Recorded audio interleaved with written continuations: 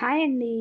కొత్తగా నా ఛానల్ ఎవరైనా చూస్తున్నట్టయితే ప్లీజ్ సబ్స్క్రైబ్ చేసుకోండి. ఇప్పుడు నేను మీకు చూపించబోయేది ఏంటి అని అంటే ఇన్స్టంట్ దోశ ఎలా ప్రిపేర్ చేసుకోవాలి అనేది నేను ఇప్పుడు మీకు చూపించేస్తున్నాను ఈ వీడియోలో.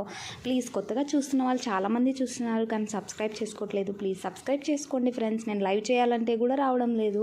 Please subscribe. ఏం చేయాలంటే మనం ఫస్ట్ 2 కప్పుల గోధుమ పిండి అనేది, అంటే నేను తీసుకున్న గ్లాస్ ఉంది కదా, ఆ గ్లాస్తో 2 కప్పుల బియ్యం పిండిని తీసుకోవాలి. తర్వాత హాఫ్ నేను చూపిస్తున్న గీత వరకు గోధుమ పిండిని యాడ్ చేసుకోవాలి. దీంట్లో జీలకర్ర, తగినంత ఉప్పు వేసుకోవాలి. తర్వాత దీంట్లో ఒక 2 టేబుల్ స్పూన్స్ ఆఫ్ పెరుగును కూడా యాడ్ చేసుకుంటే ఆ పుల్లదనం అనేది మంచి స్మెల్ కూడా మనకు దోశ వస్తుంది. కొంచెం ఒక 5 మినిట్స్ వరకు పక్కన పెట్టండి ఇలా కలుపుకొని. నేను చూపిస్తున్న విధంగా అంత నీళ్ళగా ఉండకూడదు, అంత చిక్కగా ఉండకూడదు. తర్వాత పెన్నం వేడెక్కాక ఒక టేబుల్ స్పూన్ ఆఫ్ ఆయిల్ వేసి పెన్నం నిండా రుద్దాలి. తర్వాత మనం ఇలా పొగలొస్తున్న పెన్నం మీద హై ఫ్లేమ్లో మాత్రమే ఈ దోశను చేసుకోవాలి.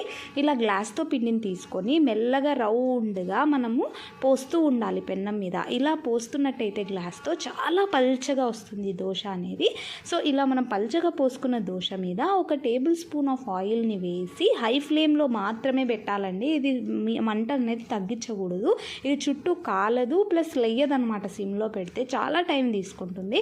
సో ఇలా చుట్టూ కాలాక మనం ఏం చేయాలంటే సలాకిని తీసుకొని ఫస్ట్ సైడ్స్ అంతా కూడా స్లోగా మనం అనుకుంటూ మిడిల్కి రావాలి. తర్వాత తిప్పాలి దోశని.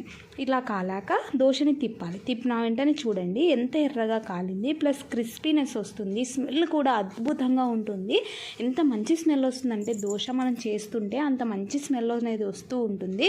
మనం జిన్నులో ఇంకా మినప్పప్పు, బియ్యం పిండి 2 కలిపి పట్టించుకుంటే ఇంకా మంచి టేస్ట్ వస్తుంది. చూసారు కదా, ఇలా 2 వైపులా నీట్గా కాల్చుకోవాలి దోశని.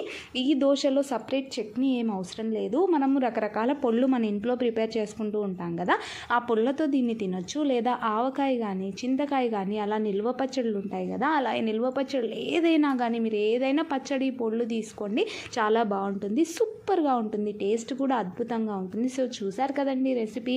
ఎవరికైనా ఇది నచ్చినట్టయితే ప్లీజ్ లైక్ చేయండి, షేర్ చేయండి, సబ్స్క్రైబ్ చేసుకోవడం మాత్రం అస్సలు మర్చిపోవద్దండి. Lots of love.